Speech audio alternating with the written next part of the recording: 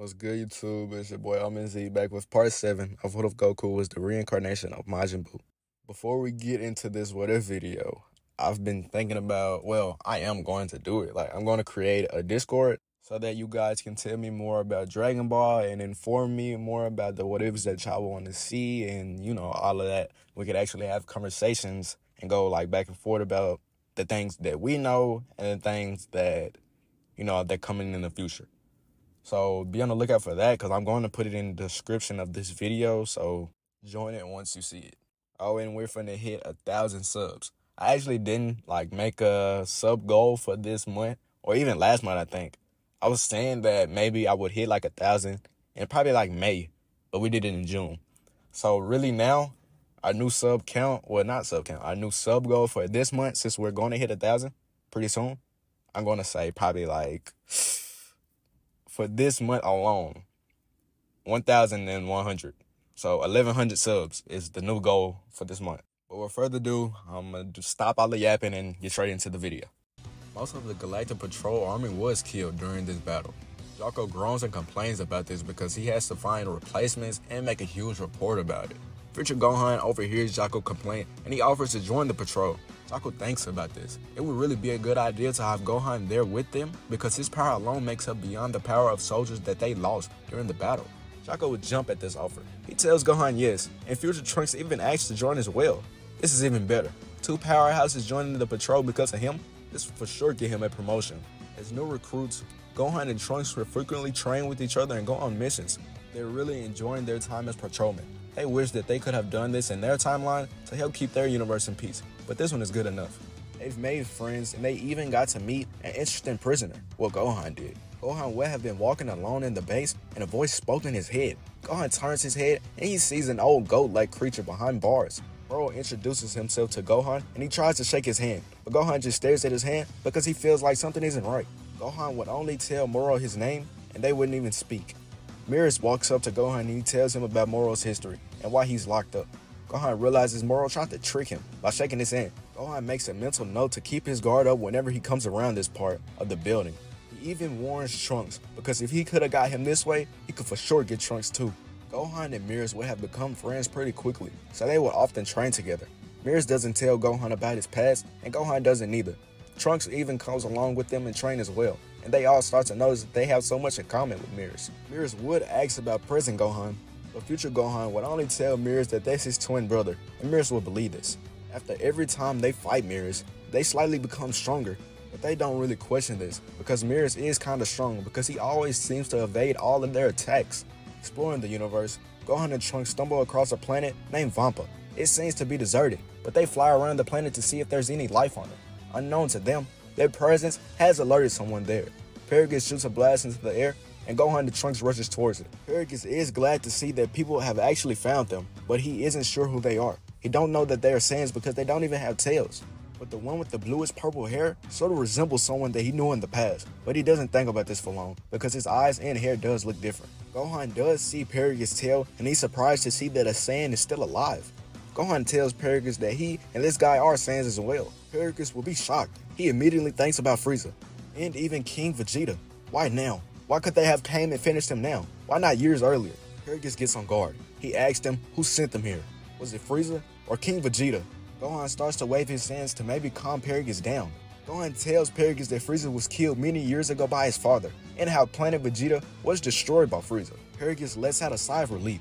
He is surprised that a Saiyan was able to kill Frieza, but he's sort of happy to hear that his home was destroyed. Now, he doesn't even need to find a way to come up with his revenge. Paragus tells Gohan how he and his son have been stuck on this planet for decades. Paragus calls out to Broly, and Broly comes out flying out of the cave.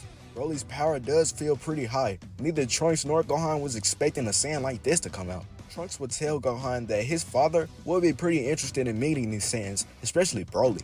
Paragus asks Trunks who his father is, and his suspicions are confirmed. That's why this kid looks so familiar. His face resembles Vegeta. Even though his hair does look different, he still has the traits of that prince.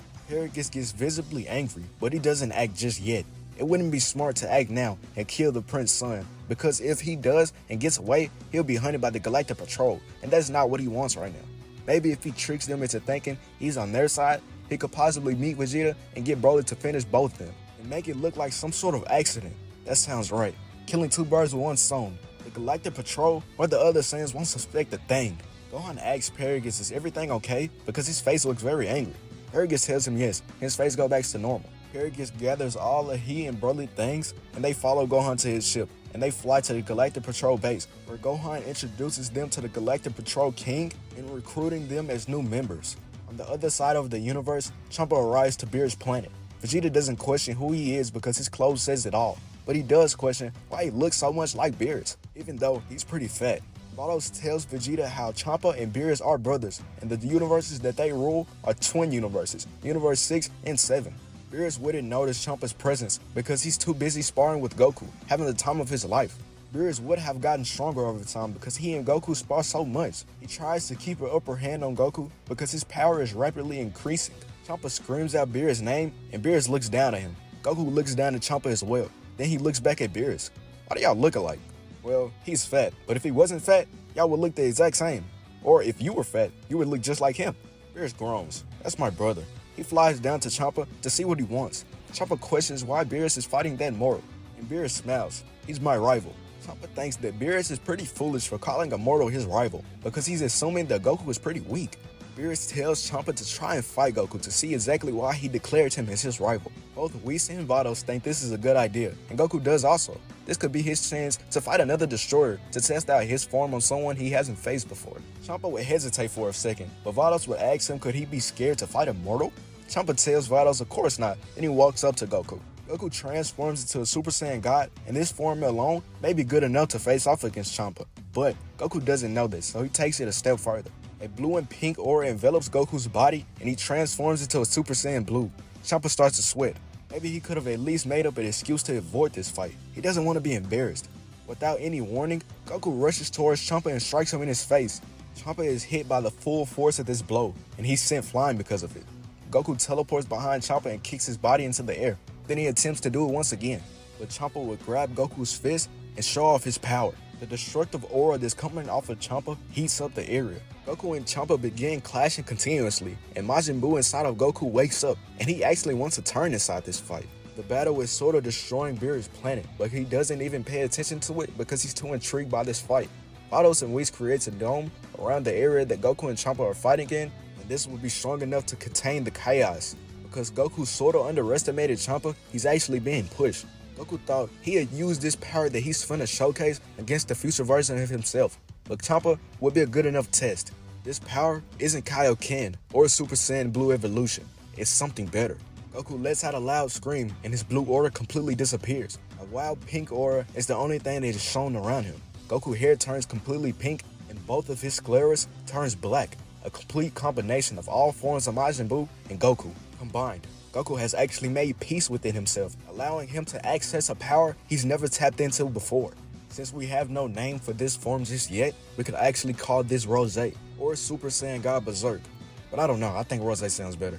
Goku looks at Champa and smiles. He can see the concern in Champa's face and in his eyes. Beerus has only seen Goku use this form once before, but he didn't even get to fight against it due to him being knocked out instantly. Champa starts to scream out that he's the destroyer of Universe 6, and he will never be defeated by a mere mortal. A spear of destruction appears above Champa's hands, and he's fully prepared to kill Goku to get his point across. Goku disappears from everyone's sight, and only the angels will be able to see him. Champa wouldn't even know where to throw his attack because he can't even see Goku, so he starts screaming and tells Goku to stop hiding. Champa would hear a deep voice go through his ears, but he starts to look around and wouldn't even see anyone. Champa is becoming more and more paranoid by the second, and his attack disappears. Goku's fist is implanted in Champa's face in an instant. Champa's body is sent flying and it crashes into the dome. It even cracks and shatters it. The Universe 6 destroyer has been bested by the mere Saiyan mortal, Goku. Champa's body plummets towards the ground and Beerus goes over and jokingly kicks him. Vados heals Champa, and Vegeta is at a loss of words. Kakarot has really defeated a destroyer. Who would have known that Kakarot would become this strong and achieve this much? Goku goes back to his base form and Champa gets up. He knew inside that he would lose his fight, and he's completely embarrassed. He doesn't even want to try to take the Earth or anything. He would just demand Vados to take him back to his universe, and he wouldn't even say bye to Beerus. Because of this fight, rumors start to spread around the multiverse, Immortal being able to defeat not one, but two destroyers. This word would have obviously reached Zamasu, and he's furious. This is blasphemy. This cannot stand. Zamasu would have also found out about the time traveling that happened within Universe 7, and he's even more infuriated. Zamasu will still have the plan to make the wish to get Goku's body. And when he makes the change, something that he did not expect immediately happens. Voices and mind grains. Zamasu doesn't even know what's going on, but something isn't right. There's no way Goku actually lived like this. These voices are too much for Zamasu to handle. Majin Buu is completely destroying Zamasu's mind, but Zamasu would still have a shred of sanity. He travels to the future, but to his surprise, everything is already destroyed. He looks up and sees 2 more Gokus in the distance, but he doesn't even want to engage them just yet. He finally decided to show up. I was beginning to think you forgot all about me. Goku Black turns around and he sees Goku. Goku Black would look at this version of Goku and smile evilly. Goku, I'm going to kill you. Future Goku feels something off about this Goku. He doesn't even feel the presence of Majin Buu within him. He comes to a conclusion that this isn't the Goku he knows. Could this be time travel? Well, no, this isn't right. Something has to be different. Future Goku introduces himself. I'm not the Goku that you're looking for. I call myself Buku. But tell me, who are you, imposter? Goku Black raises an eyebrow because he has no idea what Goku is talking about. The Goku that he watched on God 2 while fighting in the Universe 6 tournament didn't say anything like this or even feel like this. But it really doesn't even matter. He's gonna kill every Goku in existence anyway. Goku Black rushes towards Buku with his Keyblade, but his attack is dodged. Buku strikes Goku Black in the chest and his hand goes through him. Buku tells Goku Black that this is his fate. Pink goo begins to cover Goku's black body, then he's completely absorbed by Buku. The memories that Goku Black had and even the God Key within him was absorbed because of this. He thinks to himself that this power feels like nothing he's ever felt before. Maybe it's time for him to visit the future. Buku would try to go to the time machine, but then he would see another Goku Black from the corner of his eye. But this one seems like something is wrong with him. This Goku Black is actually going insane. The Buu inside him doesn't approve of himself or Goku being taken over by a complete stranger. Buku is confused. What could possibly be going on? He thought he just killed him. This Goku feels familiar though. He could actually sense the presence of Buu within inside him. But still, this doesn't even make sense. What's going on right now? Goku Black will scream out loud, get out of his head. Purple lightning begins to spark around his body and his aura shoots into the air. Buku shoots a large blast towards this Goku Black that blows him up instantly. There, that should take care of this. But then another person appears. And now, it's actually Zamasu. This is getting annoying. Why are all these people just showing up? Buku dashes towards Zamasu and slices off his head, but then it starts to regenerate. Zamasu smirks, and he tells Buku that he's immortal. This makes Buku even madder, because now he has to waste more time. Buku begins killing Zamasu over and over, but he just keeps coming back, and he's running out of things to do, until he remembers that he knows how to do the Mafuba. Maybe sealing him will work if killing him doesn't. Buku has magic, so he makes a pot appear in his hand, and he performs the attack on Zamasu and seals him away once and for all. Buku lets out a sigh of relief. Hopefully that's the end to all those people just appearing. Buku walks over to the time machine, and he jumps in it, and he returns to the future. Hopefully Goku gives him a good fight. Waiting all these years better have been worth it.